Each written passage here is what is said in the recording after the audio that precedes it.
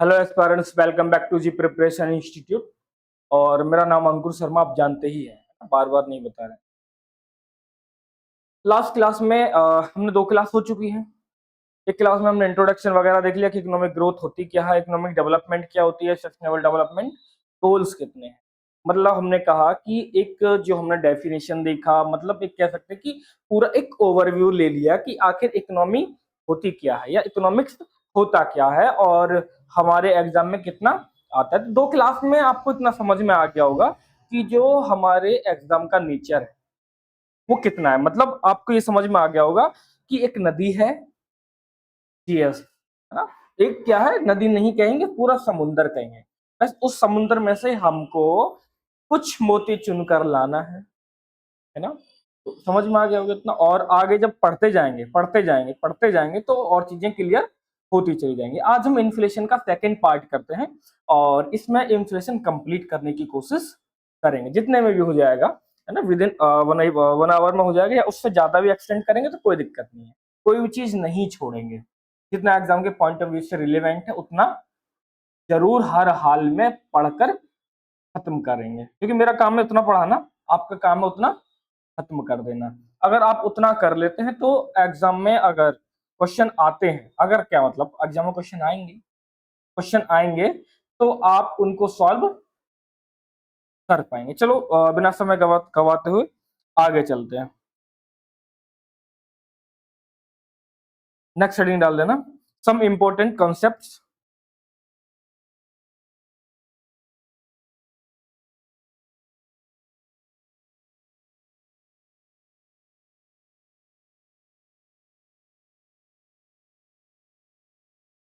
Related to inflation. Related to inflation, inflation से संबंधित जितने भी क्वेश्चन क्या बोलते हैं यहाँ पर, जितने भी टर्म वगैरह हैं उन सब के बारे में बात करेंगे। पहला एक हेडिंग डालेंगे, फर्स्ट फर्स्ट डिफ्लेशन।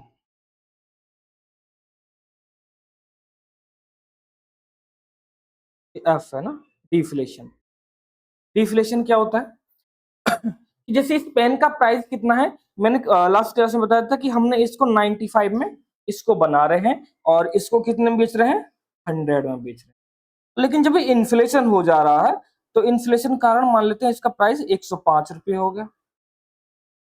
इस तरह से समझाया था कुछ, 105 रुपये हो गया। अब हुआ क्या कि इसका प्राइस गिर गया, मतलब जो इसका एक्चुअल प्राइस है, जो मतलब इसका कॉस्ट प्राइस है या जो इसका सेलिंग प्राइस नॉर्मल कंडीशन में था, क्योंकि भाई 95 में बना रही कंपनी और थोड़ा प्रॉफिट कमाएगी और 100 में बेच रही है। लेकिन हुआ क्या, अब उस कंपनी को ये प्रोडक्ट या तो 95 में बेचना पड़ रहा है या उससे कम में बेचना पड़ रहा है, 100 से कम में। मतलब कहने का मतलब ये है कि जब एक्चुअल प्राइस से नीचे प्राइस पर बेचना पड़े, जो रियल प्राइस है उससे नीचे बेचना पड़े, उसको बोलते हैं डिफ्लेशन। अब it is the complete opposite of inflation. मतलब जो इन्फ्लेशन है, जो मुद्रास्फीति है, उसका एकदम से विपरीत होता है। ऐसा होता क्या है कि भाई कुछ कारणों से हो सकता है, जैसे कि लिक्विडिटी बहुत कम है। लिक्विडिटी मतलब मार्केट में पैसा नहीं, मतलब रोजगार नहीं है। रोजगार नहीं होगा तभी लोगों के पास पैसा नहीं होगा, इनकम नहीं आएगी, ठीक है। या फिर अनएम्प्लॉयमेंट क्या हो गया, बहुत ज्यादा बढ़ गया है। अनएम्प्लॉयमेंट क्या हो गया, बहुत ज्यादा। बेरोजगारी बहुत ज्यादा बढ़ गई। दोनों का मतलब एक ही है, रोजगार ना होना या फिर बेरोजगारी बढ़ जाना। लेकिन ऐसे पॉइंटों से खेल सकते हैं। या देश में ओल्ड एज पॉपुलेशन बहुत ज्यादा हो गई है, क्योंकि ओल्ड एज पॉपुलेशन जो होती है आपको पता ही होगा, आप अपने घर में भी देखते होंगे, वो लोग डिमांड जनरेट नहीं करते। उन्होंने अगर एक शर्ट खरीदा तो अगले 4 5 6 साल 8 साल तक, जब तक वो शर्ट खुद से माना ना कर देगी तब तक उसको पहनते रहेंगे। सेम ऐसे ही जूतों के बारे में, सॉक्स के बारे में, जो डेली लाइफ की चीजें उनको भी आपने देखा। आपने सेविंग किट लिया, एक आपने 1 साल चलाएंगे उसको फेंक देंगे, बेकार हो गया। लेकिन वो क्या काम करेंगे, सेविंग किट लेकर जब तक वो कब्र में जाएंगे तब तक उसी को लेकर रखेंगे, साथ जाते हैं उसके साथ। जैसे हमारे दादाजी हैं, वो भी ऐसे ही लेके चलते थे। हाँ, तो जो ओल्ड एज पॉपुलेशन या फिर जो प्रोडक्ट है वो अपडेट नहीं है, समय के साथ अपडेटेड नहीं रहा है। जैसे अगर इसका सबसे अच्छा एग्जांपल मैं लूं तो मोबाइल। एक समय था जब 4G मोबाइल 15,000 का आ रहा था, कितने का?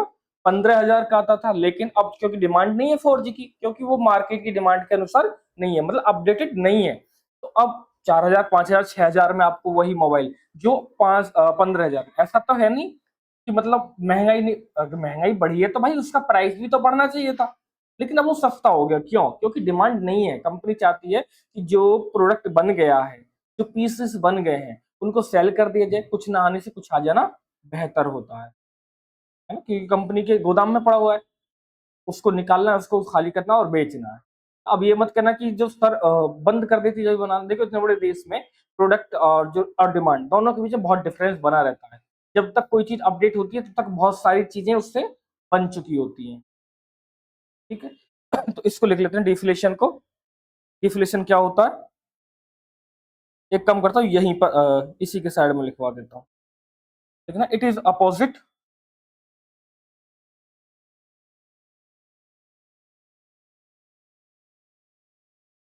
It is opposite to inflation, opposite to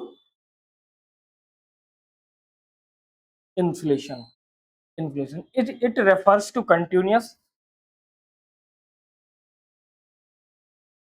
It refers to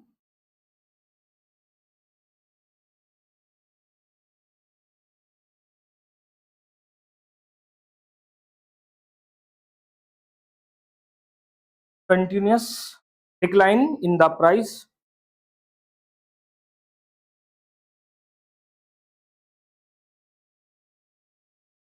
of goods and services. Goods and services. चलो नेक्स्ट की बात करते हैं। अब नेक्स्ट हेडिंग डालेंगे डिस इन्फ्लेशन। Dish inflation.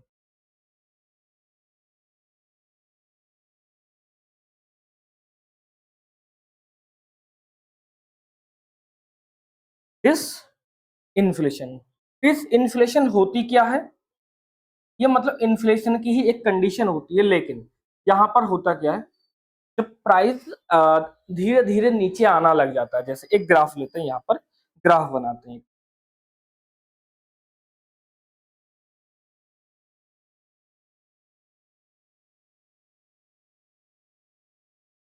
ये ले लिया ग्राफ, डन। इस तरह से लेते हैं और इस पेन का प्राइस मान लेते हैं एक, सॉरी 100 रुपीज मान लेते हैं। कितना? 100 रुपीज मान लेते हैं। 100 रुपीज मान लेते हैं कि भाई इसका जो नॉर्मल प्राइस है वो 100 रुपया है। और मान लेते हैं जनवरी में, जनवरी 2025 इस पेन को बेचा गया 120 रुपए। मतलब जो एक्स्ट्रा 20 रुपए दिया जा रहा है वो इन्फ्लेशन के कारण दिया जा रहा है, तो यहां पर मान लेते हैं ऐसे। और ये फिर यहाँ पर फरवरी 2025, मार्च, इधर अप्रैल, ये 2025 ही लेते हैं समझाने के लिए ना। 2025 यहाँ पर बेचा गया है 118 में, 118 में, यहाँ पर 115 में, यहाँ पर 110 में। तो इन्फ्लेशन की दर, जो रेट ऑफ इन्फ्लेशन लगातार घटती जाती है, लेकिन इन्फ्लेशन बनी रहती है। मतलब अगर ये 100 से नीचे आ जाएगा इसका प्राइस, तब तो ये डिफ्लेशन है। याद रखना, डिफ्लेशन और डिसइन्फ्लेशन कंफ्यूज हो जाता है एस्पायरेंट। यहाँ पर डिफ्लेशन का मतलब होता है कंप्लीट अपोजिट टू इन्फ्लेशन, लेकिन डिसइन्फ्लेशन का मतलब होता है कि होता वो इन्फ्लेशन ही है, लेकिन उसकी रेट जो है वो लगातार गिरती चली आती। जैसे यहाँ पर 120 था, यहाँ पर 118, यहाँ पर 115 और यहाँ पर, चलो उसके एरो से बनाते हैं इतना, और यहाँ से इतना, और फिर यहाँ से। तो इस तरह की जो यहाँ पर ग्राफ बना है, इसी को क्या बोलते हैं? डिसइन्फ्लेशन बोलते हैं। लेकिन मैं इसको थोड़ा सा लैंग्वेज में लिखवा देता हूँ ताकि चीजें याद रह जाएं। It is different from deflation. It is different from, कम करते हैं इसको और आगे बढ़ा देते हैं, ठीक, और इसको यहां से इरेज कर देते हैं। क्या बोलता है, it is different from deflation, deflation, ठीक है। Disinflation is the form of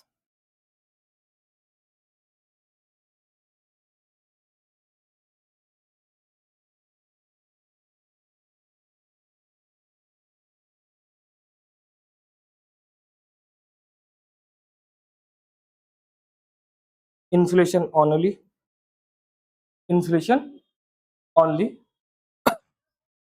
disinflation refers to, yeah, it is refers to,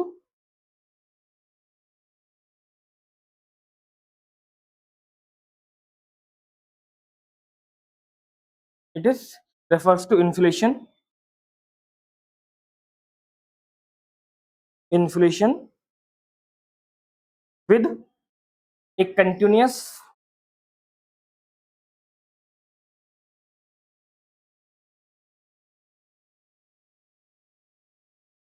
decline rate, continuous decline rate, इसको क्या बोलते हैं, डिसइन्फ्लेशन बोलते हैं। आज की क्लास हमारी बहुत जल्दी से समाप्त हो जाएगी क्योंकि इसमें बहुत ज्यादा बड़े कॉन्सेप्ट नहीं है, यही कॉन्सेप्ट है छोटे छोटे, इन सबको एक एक करके डिस्कस करते हैं। तो यहाँ तक समझ में आ गई डिफ्लेशन और डिसइन्फ्लेशन के बारे में।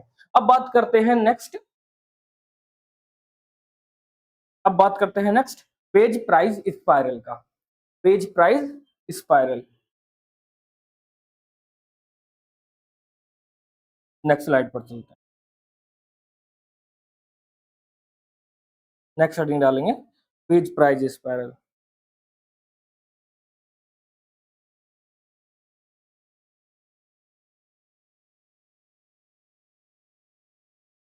इसको इन्फ्लेशन स्पाइरल भी बोलते हैं,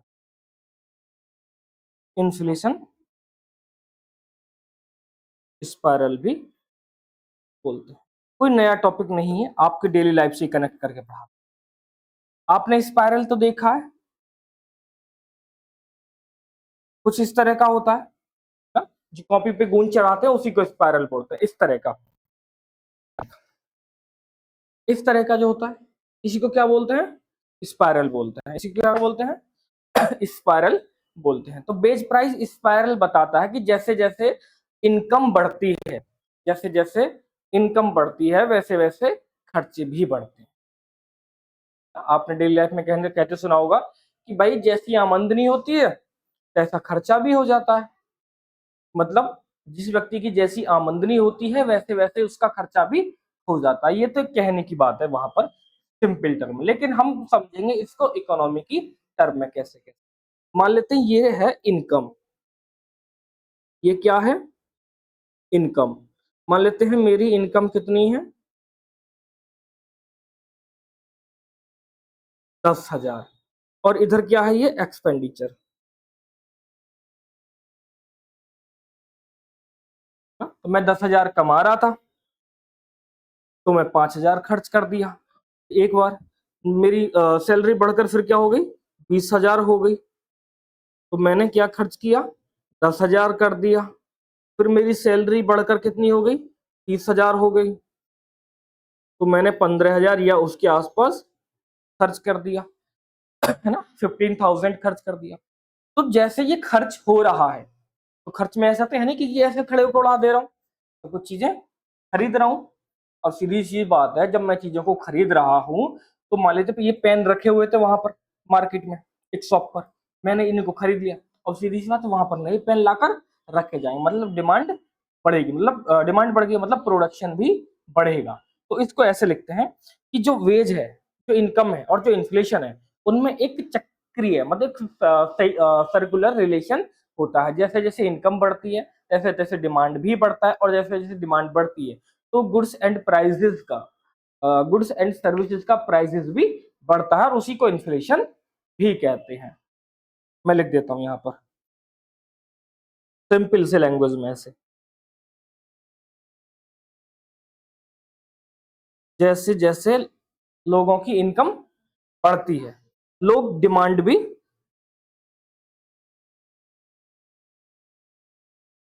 बढ़ाते हैं, मतलब डिमांड भी जनरेट करने लग जाते हैं। और जैसे जैसे डिमांड बढ़ता है, जैसे जैसे डिमांड बढ़ता है, तैसे तैसे प्राइस भी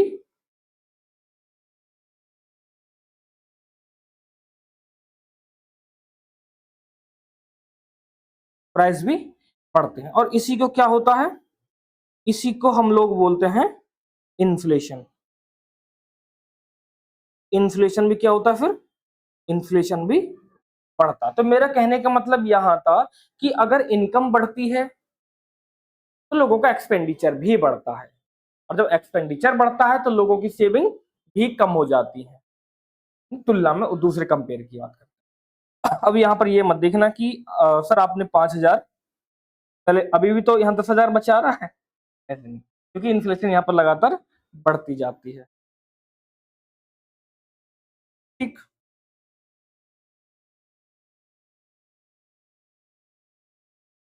चलो अब बात करते हैं नेक्स्ट की। यहाँ तक समझ में आ गया होगा। अब बात करते हैं inflation tax. Inflation tax, what is inflation tax, क्या होता है इन्फ्लेशन टैक्स, हेडिंग डालेंगे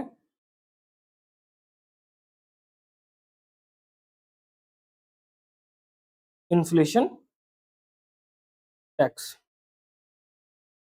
इन्फ्लेशन टैक्स एक्चुअल में ये कोई एक टैक्स नहीं है, मतलब एक कंप्लीट टैक्स तो नहीं कह सकते हैं इसको, कंप्लीट टैक्स नहीं कह सकते, या एक एग्जैक्टली टैक्स नहीं कह सकते हैं जिसकी भरपाई या जिसकी उगाही सरकार करती है, बल्कि यह उस कमी को दर्शाती है जो कस्टमर, जो जो कंज्यूमर होता है उसके सेविंग्स पर पड़ी होती है। जैसे पहले ये मैं पेन कितने का ला रहा था, मान लेते एक व्यक्ति है जिसकी इनकम कितनी है,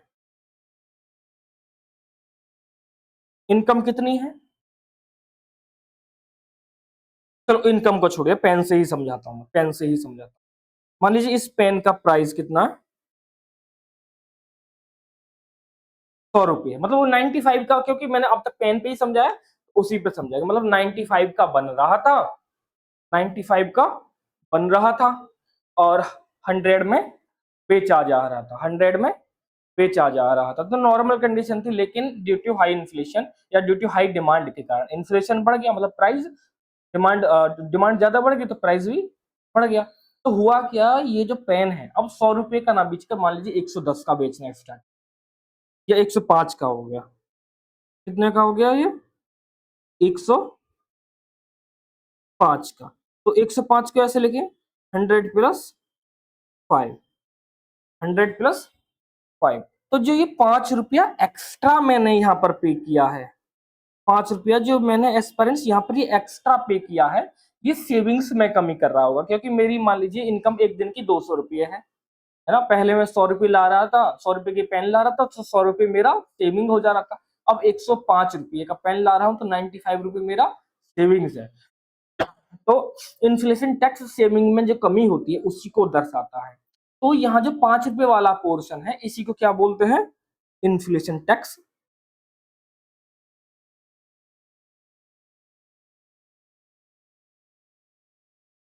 समझा जाता है, इसी को क्या कहा जाता है, inflation tax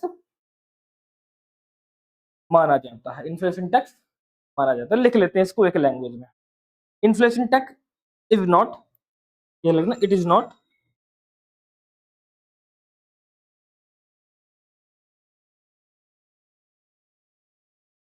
exactly tax, exactly tax, it is a kind, it is a kind of loss caused to the caused to the general general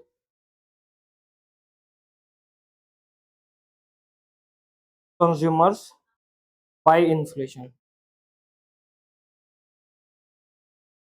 by inflation, by inflation. ठीक है, यहां तक समझ में आ गया। अब बात करते हैं स्टैगफ्लेशन।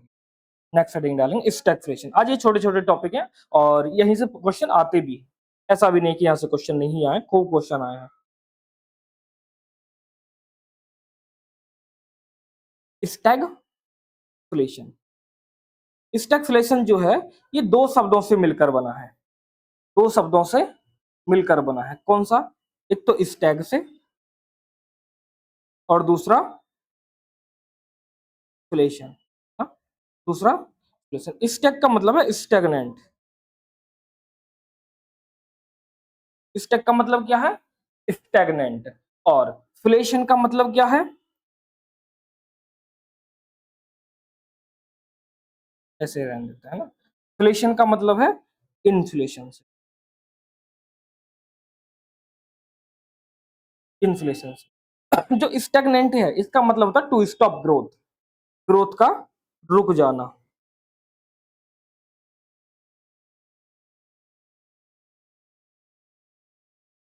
To stop growth. और इन्फ्लेशन का मतलब आप जानते हैं कि प्राइस बढ़ जाना।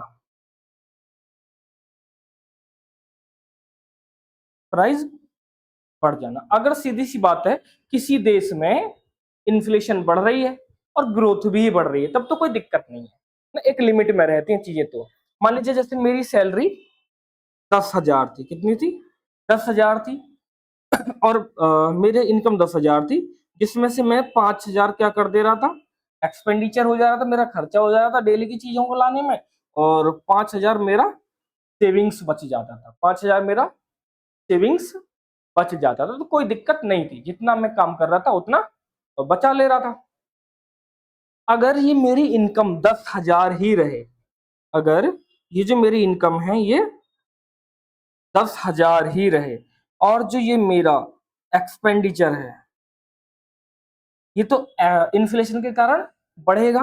मानो ये हो गया 7,000, तो जो 5,000 वाला पोर्शन है कितना हो जाएगा? 3,000, है ना। सिंपल सा मैथ है भाई, डेली लाइफ का। भाई 5 5 10 और 3 2 उधर बढ़ गया तो 2 इधर कम हो जाएगा। 5,000 से 7,000 मेरा खर्चा हो गया तो 3,000 मेरी सेविंग हो गई।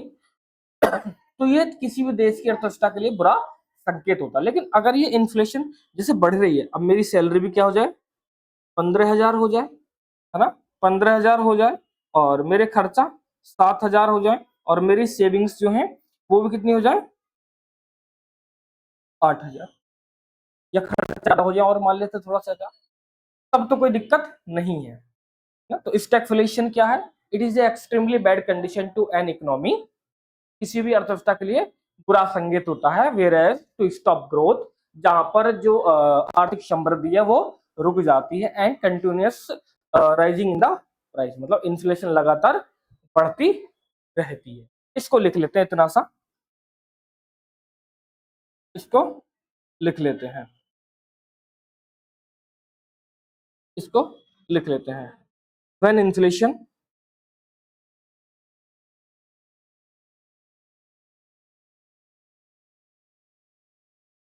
When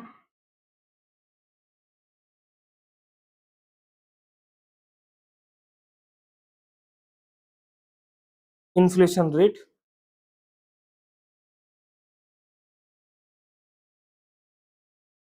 continuous rising, continuous rise without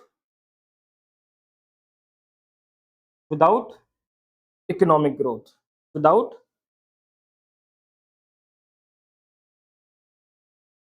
economic growth, उसी को क्या बोलते हैं, स्टैगफ्लेशन कहा जाता है। उसी को क्या कहते हैं, स्टैगफ्लेशन कहते हैं। It is A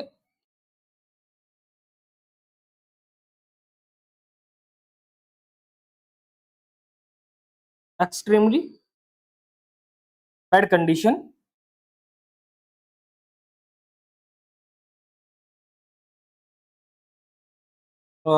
to an economy,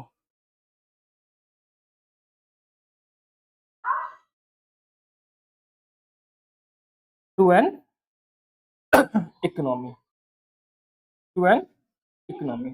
अब बात करते हैं फिलिप्स कर्व की। किसकी बात करते हैं? फिलिप्स कर्व की बात करते हैं। नेक्स्ट हेडिंग डालते हैं फिलिप्स कर्व।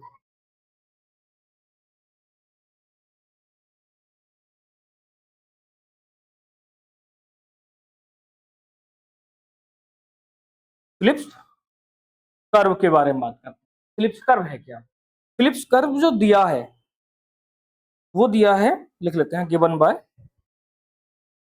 या इंट्रोड्यूस बाय न्यूजीलैंड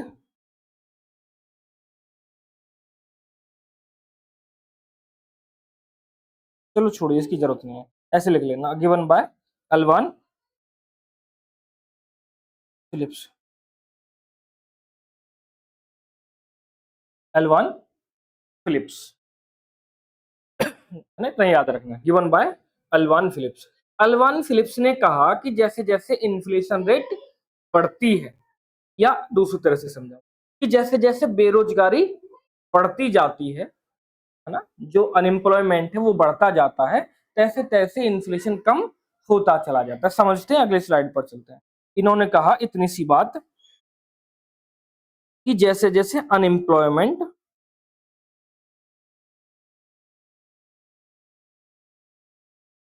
या सिंपल सी बात कहूं, जैसे जैसे अनएम्प्लॉयमेंट बढ़ता है तो इन्फ्लेशन घटती है। इन्फ्लेशन घटती है, क्यों?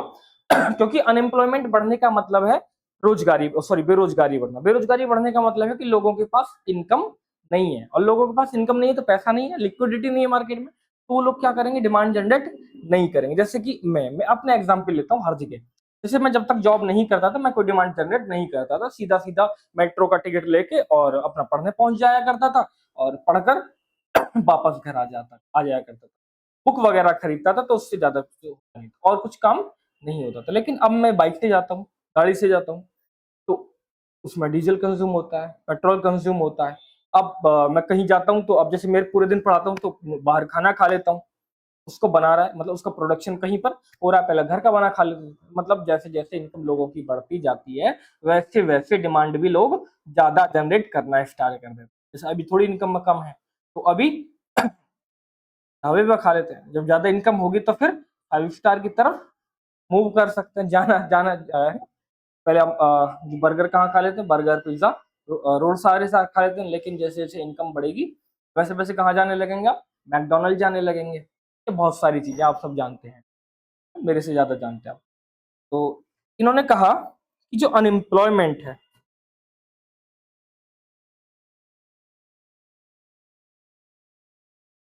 वो इनवर्सली प्रोपोर्शनल होता है इन्फ्लेशन का। इतना सा आपको याद रखना है, इतना सा आपको याद रखना है। एक ग्राफ के द्वारा मैं आपको समझाता हूं। ग्राफ से क्या है कि चीजें आसानी से याद हो जाती हैं, मेरे को ऐसा लगता है। ठीक है, इस तरह से यहां पर लेते हैं इन्फ्लेशन रेट।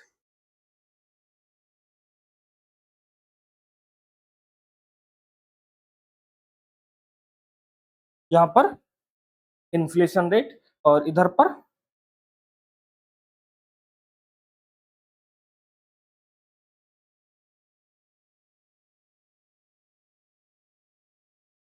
अनएम्प्लॉयमेंट। इसको थोड़ा सा अलग करते हैं, यहां से साइड लेते हैं। ठीक है, इस तरह से। सॉरी, यहां पर 0%, ठीक, यहां पर 2, यहां पर 4, यहां पर 6, यहां पर 8 और यहां पर 10। ये परसेंट में है, ये किस में है? परसेंटेज में।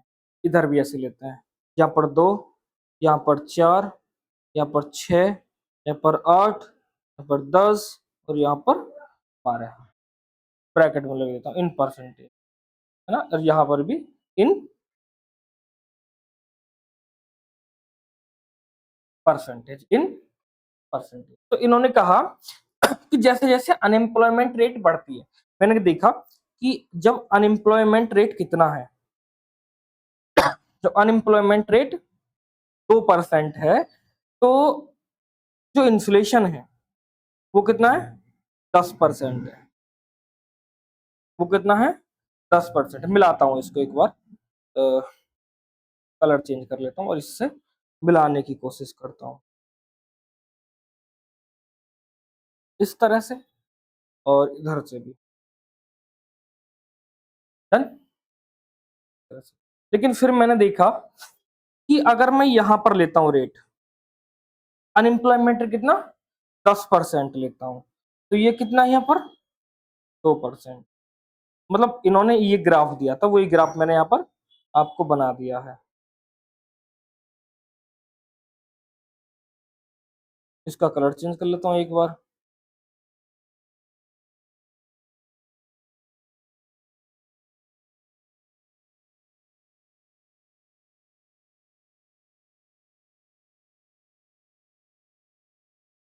ठीक है, इतना आ गया समझ में?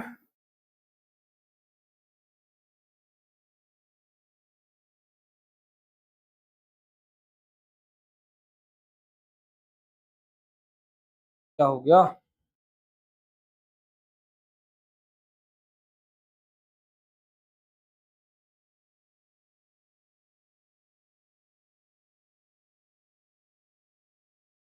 अच्छा,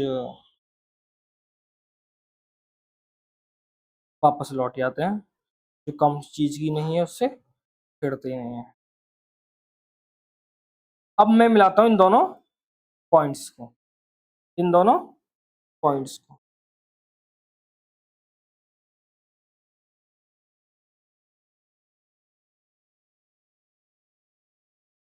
और थिकनेस लेते हैं इसकी। यही क्या है इनका ग्राफ है, इसी तरह से ग्राफ है। और थोड़ा सा नीचे आता है ये,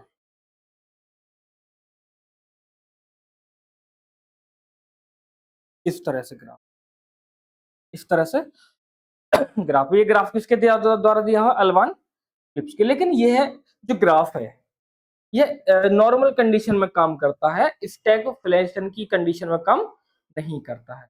नॉर्मल कंडीशन में सिर्फ काम करता है, स्टैगफ्लेशन की कंडीशन में काम नहीं करता। ये इसका लिमिटेशन है, इतना आपको याद रखना है कि इसका लिमिटेशन क्या है। It is only work in the normal condition but not work in stagflation में, क्योंकि वहां पर ग्रोथ रुक जाती है।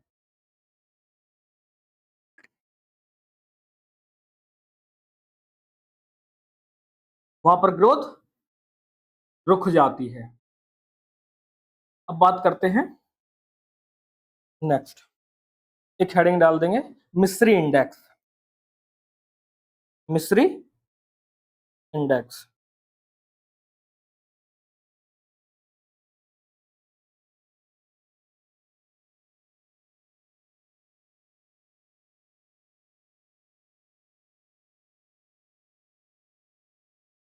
मिस्री इंडेक्स। मिस्री इंडेक्स दिया किसने? इसके बारे में लिख लेते हैं। ऑर्थर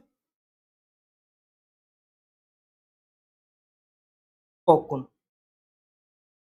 ऑथर ओकुन के द्वारा दिया गया, बाय गिवन बाय।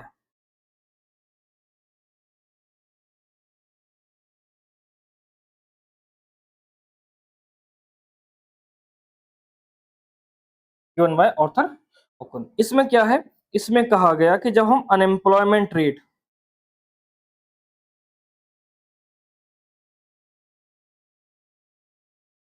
जब हम अनएम्प्लॉयमेंट रेट और इन्फ्लेशन रेट को ऐड कर दे तो क्या निकल के आता है? मिस्री इंडेक्स निकल कर सामने आता है। क्या निकल के आता है? मिस्री इंडेक्स निकल कर सामने आता है। मिस्री इंडेक्स निकल कर सामने आता है। नेक्स्ट हेडिंग डालेंगे, नेक्स्ट हेडिंग लिखेंगे shrinkflation. Next heading SHR।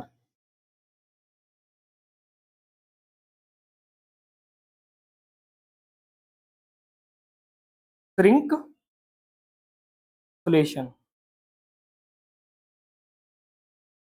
Shrinkflation, यहां दो चीजें मैं आपको पढ़ाऊंगा। श्रिंकफ्लेशन और स्किम्पफ्लेशन, श्रिंकफ्लेशन और स्किम्पफ्लेशन, दोनों में क्या डिफरेंस होता है उसके बारे में भी बताऊंगा। जो श्रिंकफ्लेशन होता है उसका मतलब होता है कि जो गुड्स है या जो सर्विस है उसकी क्वालिटी सॉरी क्वांटिटी को घटा देना, क्वांटिटी को घटा देना, मात्रा को घटा देना। जैसे सबसे अच्छा एग्जांपल अगर मैं दूं इसका तो पार्ले जी, पार्ले जी, पार्ले जी बिस्किट आपने देखा होगा पिछले कई दशकों से, पिछले कई दशकों से उसका जो प्राइस है वो 5 रुपये ही है, 5 रुपये ही है। ऐसा तो है नहीं कि इन्फ्लेशन नहीं बढ़ रहा है, इन्फ्लेशन बढ़ रहा है तो जो उसकी कॉस्ट है वो भी बढ़नी चाहिए, लेकिन बढ़ी हुई कॉस्ट को आदमी क्या करता है, जो कस्टमर होता है, जो कंज्यूमर होता है वो क्या करता है, उसको देखता है, तो वो पार्ले जी का अल्टरनेट ढूंढना स्टार्ट कर देगा, है ना। 5 रुपये का पार्ले जी अगर 10 रुपये का हो जाएगा तो फिर क्यों ना 20-20 खाया जाए, या फिर कोई ना क्यों ना मारी गोल्ड का जो भी बहुत सारे आते हैं वो सब खाए जाए। तो जब कंपनी अपने प्राइस को ना बढ़ाए और प्रोडक्ट की क्वालिटी को कम करे, सॉरी क्वांटिटी को कम कर दे, किसको, क्वांटिटी को कम कर दे, उसको बोलते हैं श्रिंकफ्लेशन। उसको क्या बोलते हैं, श्रिंकफ्लेशन। इसके आगे लिख लेते हैं, reduce the quality,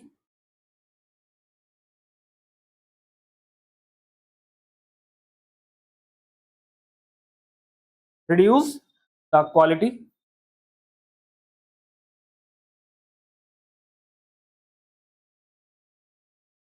to maintain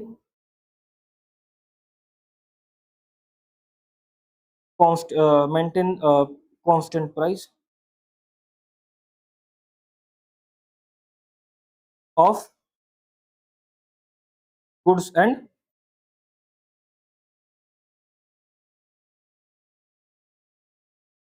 goods and services, goods and services. ध्यान रखना है श्रिंकफ्लेशन क्वालिटी से रिलेटेड है, क्वालिटी से, सॉरी मैं उल्टा लिख दिया यहां से, क्वांटिटी।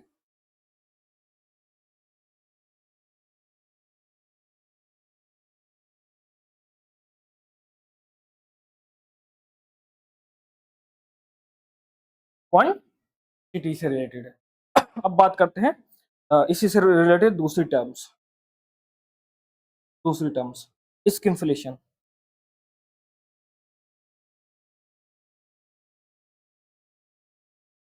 स्किम्फलेशन, स्किम्फलेशन, स्किम्फलेशन क्या होता है उसके बारे में बात करते हैं कि जब कंपनी या कोई होटल या कोई रेस्टोरेंट या कुछ भी चीज जो अपनी फाइनल सर्विस को या फिर फाइनल गुड्स को या तो प्राइस को बढ़ा दे या उसको उसकी क्वालिटी को कम कर दे। जब क्वालिटी की बात करते हैं तो उसको स्किमफ्लेशन कहते हैं, और जब क्वांटिटी की बात करते हैं तो उसको श्रिंकफ्लेशन कहते हैं। मान लीजिए आप पहले किसी होटल में जाया करते थे और वहां पर एक ऐसी थाली आती थी और यहाँ पर ऐसी ऐसी ये सब बाउल आती थी, 300 रुपए की थाली आती थी, तो उसमें नान वगैरह जो भी रहता होगा, और जैसे ही आप जाकर बैठते थे तो एकदम चिल्ड रहता था 5 स्टार होटल, और आपको उठने को भी नहीं बोला जाता था। आप जब तक मन करा आप वहां पर बैठ के गॉसिप कर सकते, गप्पे लड़ा सकते।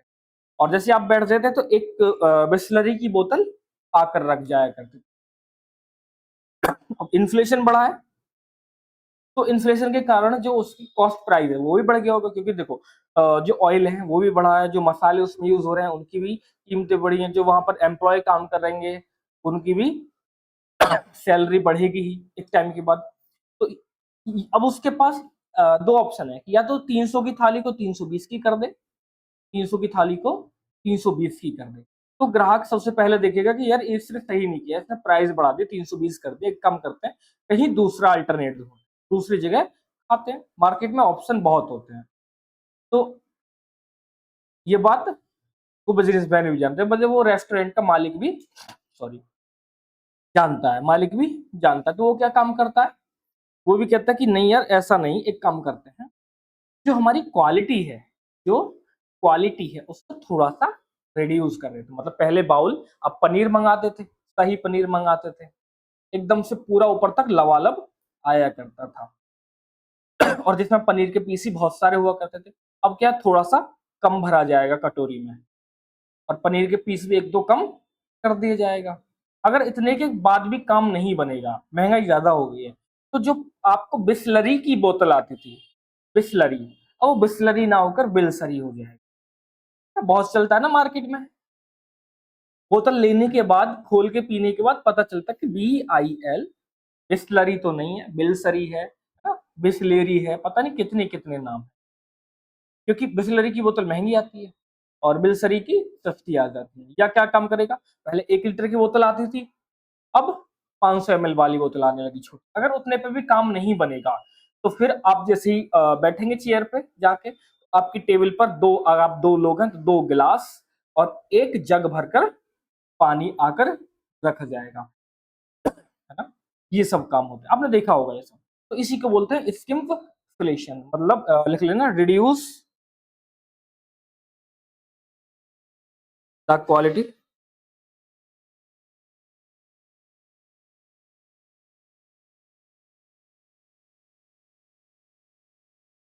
reduce the quality to maintain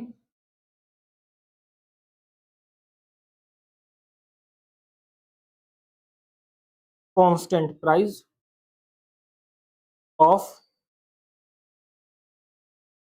goods and services, goods and services. मान लीजिए ये क्या है, थाली जिसका प्राइस 300 रुपये।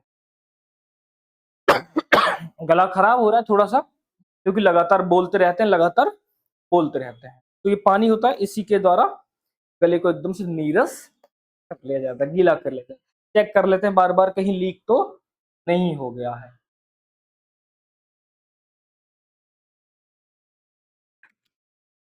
समझ में आ रहा होगा यहां तक। अब नेक्स्ट हेडिंग डालते हैं, calculation of inflation.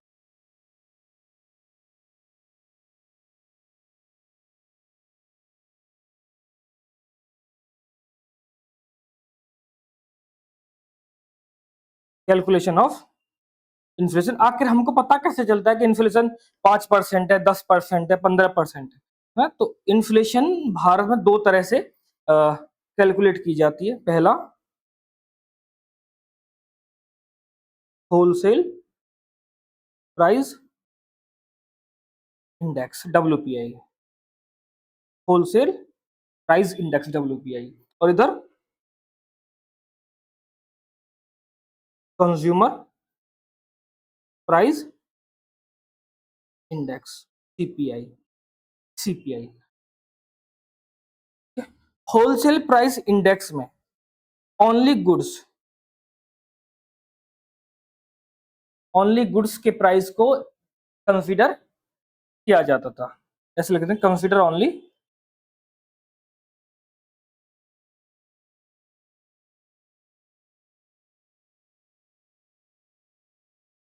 Price of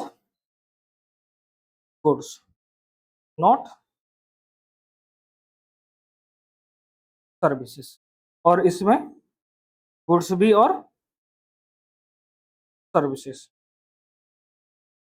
दोनों के प्राइस को कंसीडर किया जाता है, दोनों के प्राइस को कंसीडर किया जाता है। 2014, इससे पहले और इधर बाद में, इधर आफ्टर और इधर फोर। जो WPI हुआ करता था, वो मेन इंडेक्स हुआ करता था, मेन इंडेक्स हुआ करता था, जिसके द्वारा RBI, जिसको आधार मानकर RBI क्या बना करती थी, मॉनेटरी पॉलिसी का फॉर्मुलेशन करती थी।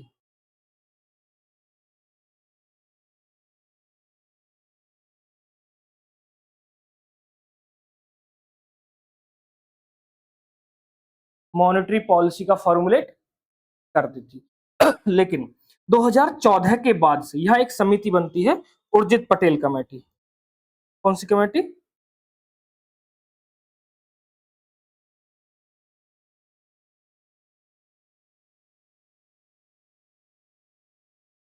उर्जित पटेल कमेटी बनती है उसके नेतृत्व में, और यहां पर CPI, consumer price index, main index बन जाता है। और इसी के आधार पर 2014 के बाद से भारत में जो RBI है, वो क्या करता है, मॉनेटरी पॉलिसी का formulation,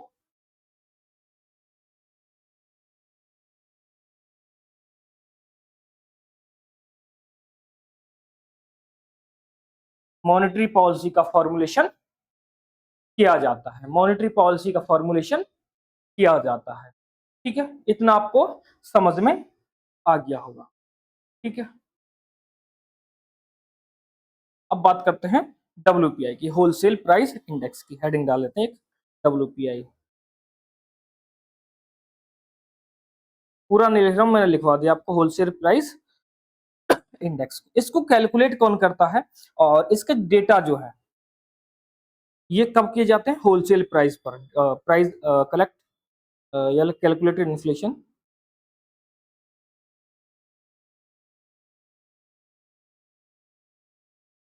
on the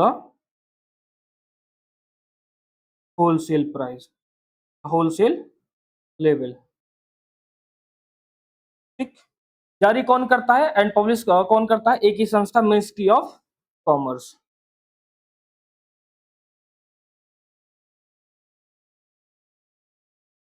ministry of commerce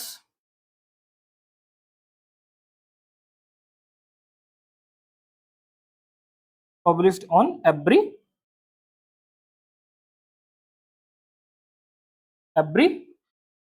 month, every month. यहाँ पर एक बास्केट बनाई गई है, टोटल 697 आइटम्स रखे गए, 697 आइटम्स रखे गए, उनको तीन पार्ट में डिवाइड किया हुआ है, तीन पार्ट में डिवाइड किया हुआ है। इधर primary goods, primary goods 117 item, 117 items. इधर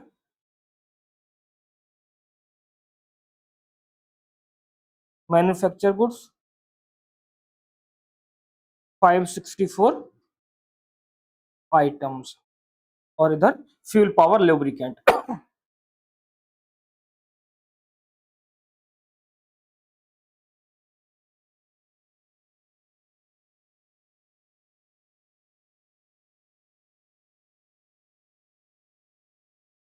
कितने आइटम्स, 16, 16 आइटम्स। मतलब इन्हीं प्राइस के सॉरी इन्हीं आइटम्स के प्राइस को मेजर किया जाता है। अगर इस बास्केट का प्राइस ऊपर बढ़ता है तो कहा जाता है कि WPI बढ़ गया, अगर इस बास्केट का प्राइस नीचे आता है तो कहा जाता है WPI नीचे आ गया है। और बेस ईयर इसके लिए लिया गया है 2011-12। कलर चेंज करके यहाँ लिख देता हूँ, बेस ईयर 2011-12 लिख देता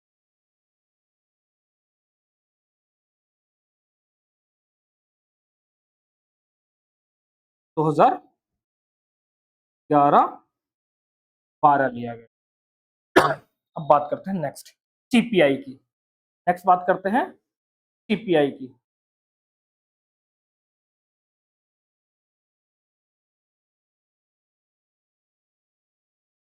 consumer price index,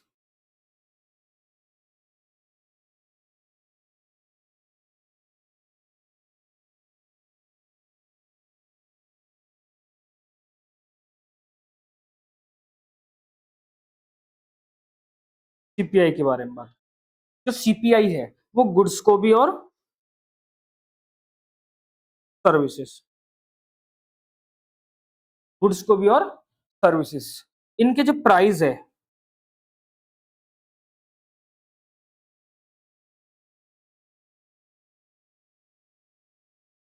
price at retail level, खुदरा मूल्य पर इनका, खुदरे स्तर पर इनका मूल्य कंसीडर किया जाता है, खुदरे मूल्य पर इनका क्या किया जाता है, कंसीडर किया जाता है। CPI एक कुछ इंडेक्स जारी करता है, जैसे पहला CPI फॉर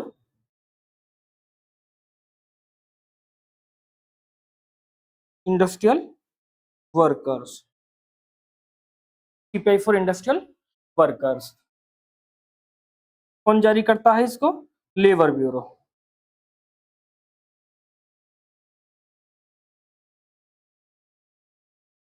लेबर ब्यूरो इसको जारी करती है। बाकी और तीन और थे इंडेक्स, उनको नहीं लिखवा रहा हूँ क्योंकि उनको पब्लिश करना बंद कर दिया। उनको पब्लिश करती थी एक संस्था, मतलब दोनों को लेबर ब्यूरो ही करती थी, एक को सीएसओ करती थी, सेंट्रल स्टैटिस्टिकल ऑफिस। उसको 2019 में मर्ज कर दिया एनएसएसओ के साथ और उसका नाम रख दिया एनएसओ। एनएसओ जो ये है इसके लिए बेस ईयर 2016, तो इसको जारी करने वाली संस्था लेबर ब्यूरो, बेस ईयर 2016। और जो डेटा लिए जाते हैं, data collection from 78 industrial sectors, industrial sectors कितने, 78 इंडस्ट्रियल सेक्टर्स से। दूसरा जो इंडेक्स है इसका, उसकी बात कर लेते हैं। दूसरा index CPI urban, CPI urban, इसको जारी करने वाली संस्था एनएसओ। जारी किसके द्वारा किया जाता है, एनएसओ, पब्लिश बाय एनएसओ, और डेटा कलेक्शन भी NSO.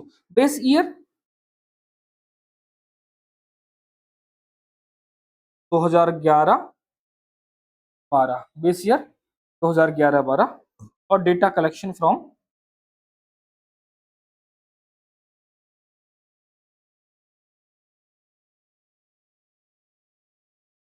310 cities of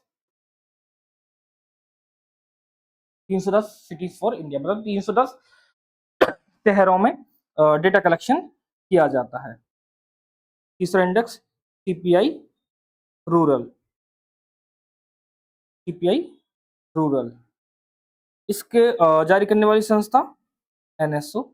base year 2011-12, 2011-12, sorry गला खराब हो जा रहा है। Data collection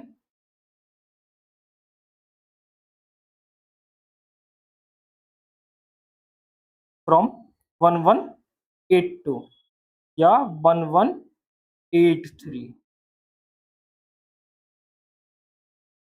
villages of India, villages of India मतलब भारत के 1182 या 1183 गांव से डेटा कलेक्शन किया जाता है और उनका एवरेज निकाला जाता है। अगर एवरेज बढ़ जाता है तो कहते हैं कि सीपीआई रूरल बढ़ गया है, अगर एवरेज घट जाता है तो कहते हैं सीपीआई रूरल घट गया है। नेक्स्ट है हमारा सीपीआई कंबाइंड, नेक्स्ट 4 है CPI combined.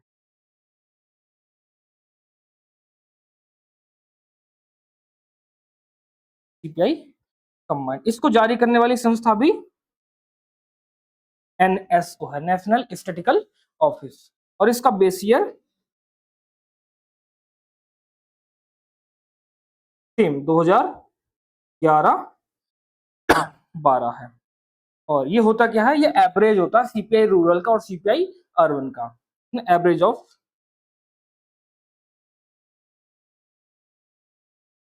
CPI rural and CPI urban. CPI rural और सीपीआई अर्बन का एवरेज होता है, सीपीआई रूरल और सीपीआई अर्बन का एवरेज होता है। जो डब्ल्यूपीआई की हमने बात की थी, तो वहां पर सबसे ज्यादा वेटेज किसका था, मैन्युफैक्चर गुड्स का, क्योंकि 564 आइटम्स वहां पर थे। कितने आइटम्स थे, 554, सॉरी 564, 564 आइटम्स थे। लेकिन सीपीआई में जो सबसे ज्यादा वेटेज दिया है वो फूड एंड बेवरेज वाली पोर्शन का दिया, तो उसको लिखते हैं,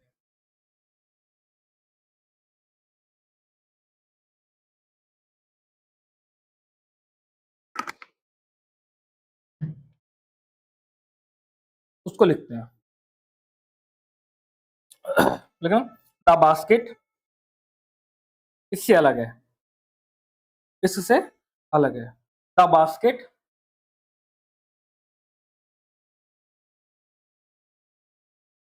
for calculating CPI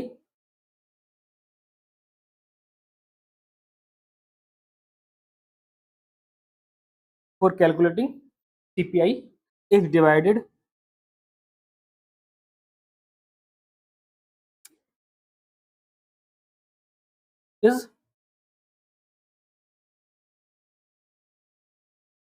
into 6 parts. Divided into 6 parts. पहला food and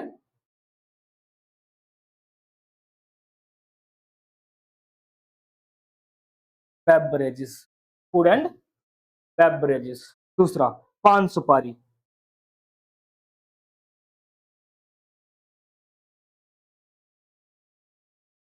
पान सुपारी, tobacco and other intoxicants.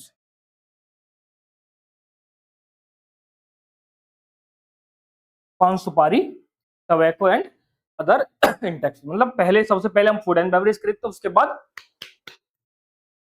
वो वाला चीज है ना, सब चीजें वही खरीदते हैं दूसरी नंबर पे. फिर नेक्स्ट तीसरा, थर्ड में थर्ड वेटेज जो मैं लिख रहा हूँ वेटेज के आधार पर ही है. Housing. Next fourth, bedding, clothing, wedding, clothing and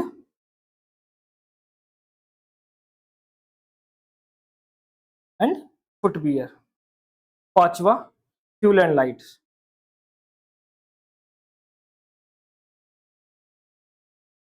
fuel and lights. और जो छठा है वो है मिसलेनियस. वो है मिसलेनियस.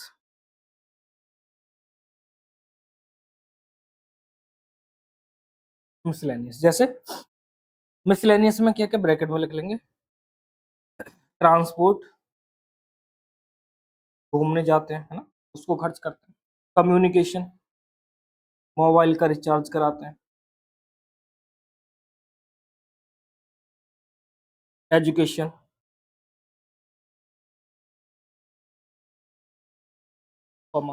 एंटरटेनमेंट, मूवी देखने जाते हैं. आजकल तो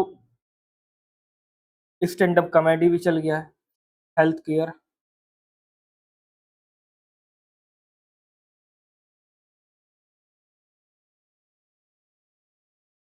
एक्सेट्रा. Health care etcetera. तो ये सारे इसमें आते हैं. सारे इसमें आते हैं. सारे इसमें आते हैं. और जो पीछे मैंने बताया था सीपीआई कंबाइंड, सीपीआई कंबाइंड, चलो यहाँ लिखवा देता हूँ नोट करके.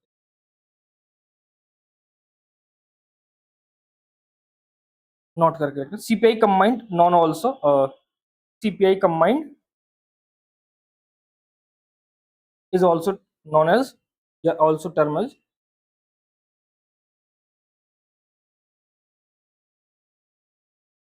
CPI combined is also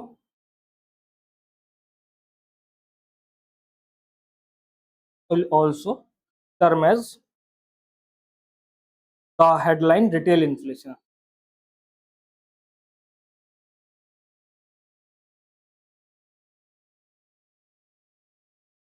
Retail inflation, retail inflation. अब बात करते हैं आगे. एक और एक हेडिंग डाल देते हैं, core inflation. Core inflation,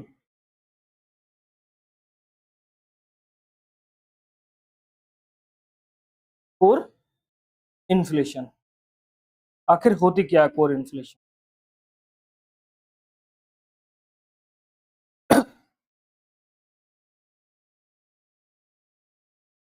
core inflation होती क्या है, इसका एक फॉर्मूला मैं लिखता हूं, वहां से आपको सारी चीजें क्लियर हो जाएंगे.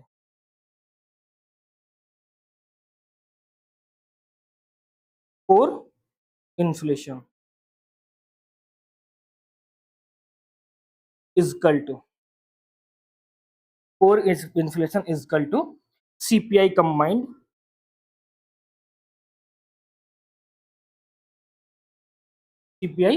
Combined minus food and beverages plus fuel and light, fuel and light.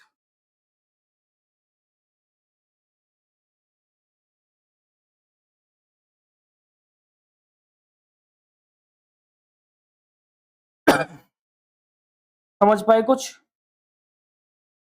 क्या समझ पाए?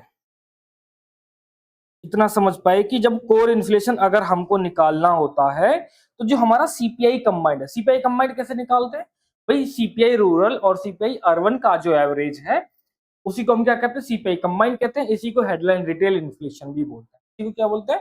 हेडलाइन रिटेल इन्फ्लेशन भी बोलते हैं। जब हेडलाइन रिटेल इन्फ्लेशन या सीपीआई कंबाइंड में से हम फूड एंड बेवरेज वाले पार्ट को घटा देते हैं और फ्यूल एंड लाइट वाले पार्ट को भी घटा देते हैं तो क्या निकल के सामने आता है? कोर इन्फ्लेशन निकल कर सामने आता है। यह आज का हमारा लास्ट टॉपिक था। तो इन्फ्लेशन में इससे बाहर नहीं आएगा, इन्फ्लेशन में इससे बाहर नहीं आएगा। फिर से मिलते हैं नेक्स्ट क्लास में, तब तक के लिए जय हिंद।